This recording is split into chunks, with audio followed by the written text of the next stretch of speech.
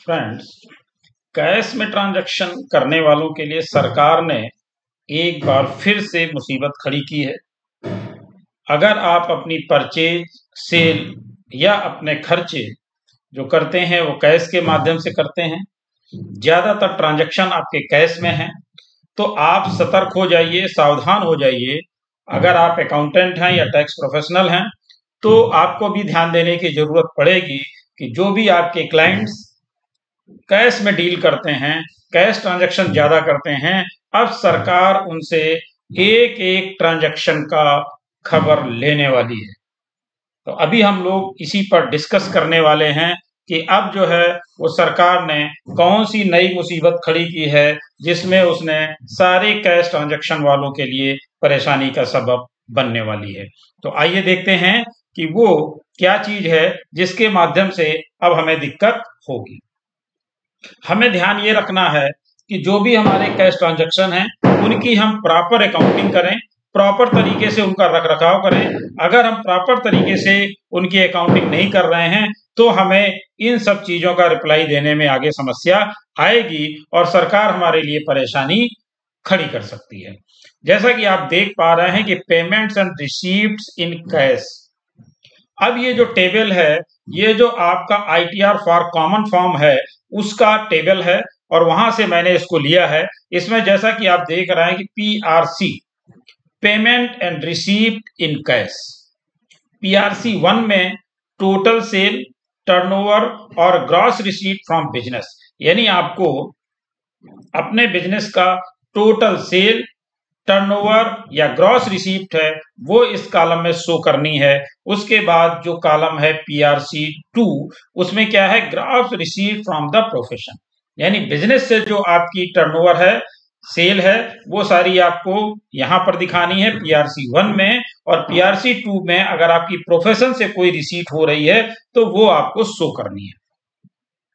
अब यहां पर देखिए जो PRC 3 है इसको ध्यान से समझने की कोशिश करिए। Aggregate of all amount received including amount received for sales, turnover और gross received during the previous year in cash, यानी पहले की दो टेबल में आपको बताना है कि आपका कितना सेल, टर्नओवर, ग्रॉस रिसीप्ट है, कितनी आपसे की प्रोफेशन से है, तो PRC 1 और 2 में उनका टोटल आपको देना है। उसके बाद PRC 3 में आपसे पूछा जा रहा है कि इन्हीं सब से जो आपकी रिसीट हुई है, यानी कैश में जो कैश रिसीट हुई है वो आपको PRC 3 में शो करनी है। अब यहां पर आपने पूरे साल का उनको बता दिया कि मेरे द्वारा कितना टोटल टर्नओवर है या रिसीट है, उसके बाद उनमें से हमने कितना कैश रिसीव किया है, इन ऑल टोटल आपको बताना है वो PRC 3 में। अब बात करते हैं PRC 4 की। Aggregate of all amounts received including amounts received for sales, turnover और gross receiveds during the previous year. अब यहां पर आपको सारी रिसीव बतानी है कि हमारी कितनी रिसीप्ट है। इसके बाद आपको PRC 5 में क्या बताना है, PRC 5 में बताना aggregate of all payments made including amounts incurred for expenditure during the previous year in cash. अब इसमें इन्होंने आपसे सारे खर्चे पूछ लिए कि जितने भी खर्चे आपने किए हैं वो सारे खर्चे आपको बताने हैं। और PRC 5 में कौन से बताने हैं, जो कैश में किए हैं। ये आपको ध्यान रखना किसमें कैश में बताना और किसमें टोटल बताना। PRC 5 में जो भी एक्सपेंसेस आपने किए हैं जो कैश में किए हैं वो सारे के सारे यहां पर बताने हैं। और PRC 6 में आपको बताना है aggregate of all payments made including amounts incurred for expenditure during the previous year, यानी प्रीवियस ईयर में आपने टोटल खर्चे कितने किए हैं। तो आपको क्या बताना, टोटल खर्चे बताना है। और इसके पहले वाली यानी PRC 5 वाली टेबल में आपको बताना है कि जितने भी खर्चे कैश में किए हैं वो बताने हैं। यानी सरकार की मंशा स्पष्ट है कि वो टोटल आपसे कैश चाहते हैं कि पूरे साल में यानी ड्यूरिंग द ईयर आपने कितना कैश रिसीव्ड किया, चाहे वो रिसीव किया हो आपने सेल के माध्यम से, टर्नओवर के माध्यम से, कोई आपने लोन लिया हो, किसी से आपने उधार लिया हो, किसी भी तरीके से लिया हो, लेकिन अगर आपने कोई भी कैश किसी भी प्रकार से रिसीव किया है वो आपको यहाँ पर शो करना पड़ेगा।